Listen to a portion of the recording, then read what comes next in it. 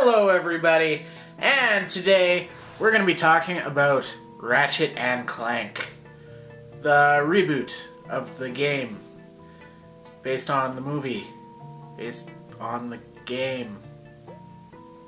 Game, movie, game, movie, game, movie, game, movie, game. Dental plan! Insomniac ran with Ratchet and Clank for a surprisingly long time for a company that likes to shake things up almost as much as Naughty Dog. The original game, the one this reboot is remaking, came out way back in 2002. You remember 2002, right? When we were still dealing with the Star Wars prequels and George Bush was the president? I, however, was first introduced to the games with the PS3 and Tools of Destruction. For all the original Ratchet and Clank does, it has not aged well at all.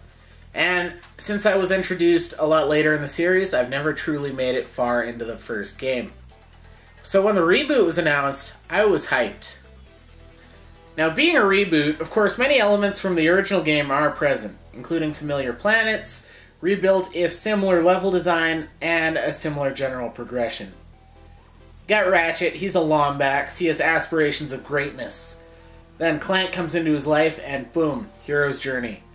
Chairman Drek of the Blarg race is up to some not-so-nice stuff. Go get help and go stop him.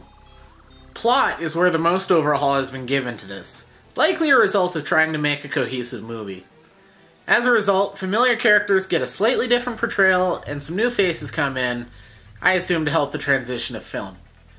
The problem is, these new characters aren't given any time to develop. Hell, none of the characters, bar Quark, are given any time to develop.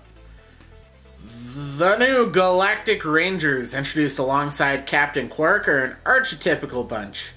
Honestly, I can't remember much about them other than the fact they're Galactic Rangers and what sex they are. Got the meathead brute, the sassy chick, techie support chick, and they never gain any more importance or personality than that in the game.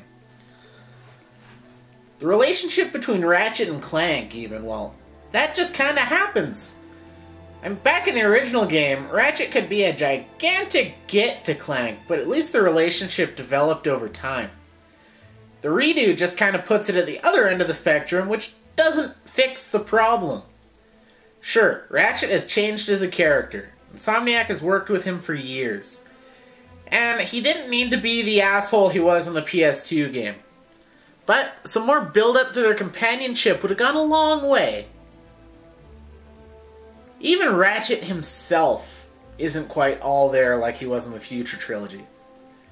In this game, he's kind of a Mary Sue. Perfect at everything, loved by all, and old fans know full well he's a lot deeper than that.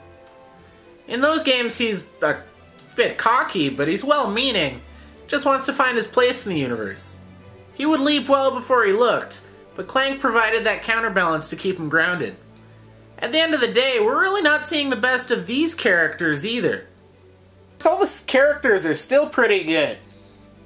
Chairman Drek is still an asshole in the most delightful way. Just ask the Novalians. Oh yeah, you can't. They blew up. Granite. Out of all the characters, Captain Quark is surprisingly the one who goes through the most change. But, to say the least, that's mostly by virtue of him having an arc at all. I won't spoil exactly what it is that happens that lands Quark in prison at the beginning of the game. But let's say one of the best things this reboot did in terms of story was give Quark an actual human motivation to his betrayal, which in the original was comically bad. The plot focus of the reboot did necessitate cutting the fat of some of what the older title had, but that part feels so much for the better. None of the planets come across as a detour like they used to. Rather, they all tie into the ongoing narrative and you have a reason for being where you are at all times. One thing about the actual gameplay is clear within minutes of beginning the game, though. For better or worse, this is the standard gameplay we've had for most of the series. In all of its sort of platformy, third-person shooting with insane weapons glory. It still controls as flawlessly as the Future series did too, Ratchet and Clank probably has one of my favorite arsenals in the entire series, mixing a ton of classics from the original game and favorites like Mr. Zurkon from the Future series. There's even the new Pixelator, a shotgun that really brings the resolution down on your foes. It's not necessarily a bad thing that the weapons are fan favorites and the level design is familiar, if largely enhanced upon. It polishes up a nostalgia trip for the old fans, and for a player like me, who can't get into the original, it allowed me to experience these things while eliminating the jank that came with the PS2 version just getting old. Is it going to feel familiar to fans? Sure. But based on the experiments they've tried with the series in recent memory, getting back to basics is hard to call foul on. The presentation of it all, though, my god. It's not very often I stop in a game and just admire the visuals. From the textures to the lighting, everything just looks like a Pixar movie. The hair on Ratchet and the materials on Quark's suit, oh my god. And how local light sources cast shadows across Ratchet and Clank in real time is just, well, cool. The little details in the visual presentation really bring the world of Ratchet and Clank to life. Unfortunately, I don't have such praises to sing for the music. It's present, it's unremarkable, it's there.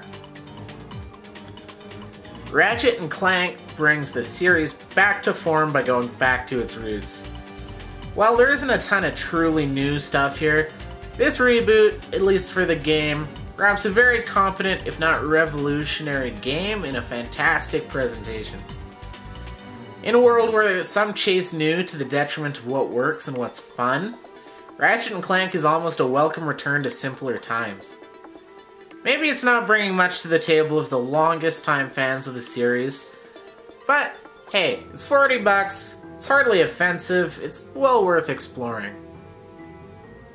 It's not a game that's gonna set the galaxy on fire, but I enjoyed it well enough. It's a great addition to any PS4 library, and maybe you'd like to have a shot at it too.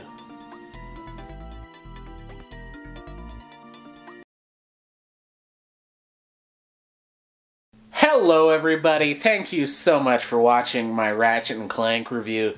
A little bit of a shorter one, but I'm hoping to do this a lot more often still. Anyway, if you liked what you saw, well, I'm sure I don't need to tell you. I think you probably know all about that little like button.